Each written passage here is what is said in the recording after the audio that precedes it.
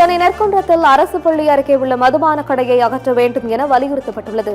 சென்னை மாநகராட்சி 145வது வார்டுக்கு உட்பட்ட பள்ளியில் அதிமுக கவுன்சிலர் சத்யநாதன் நேரில் சென்று மாணவ மாணவிகளை வாழ்த்தி ரோஜாப்பூ, இனிப்பு மற்றும் புத்தகங்களை வழங்கினார். பின்னர் செய்தியாளர்களை சந்தித்த அவர் பள்ளிக்கு தேவையான ஆர்ஓ தண்ணீர் வசதி விரைவில் ஏற்படுத்தி தரப்படும் என்று உறுதியளித்தார்.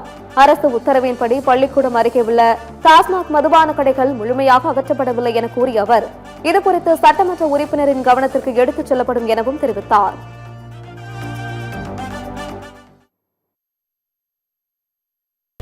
ஹெட்மிஸ்ட்ரஸ் வச்ச கோரிக்கை ஆர்ஓ வாட்டர் வேணும்னு சொன்னாங்க. அது உடனடியாக அந்த சனிக்கிழமைக்குள்ள ரெடி பண்ணி கொடுத்துறோன்னு சொல்லிட்டோம்.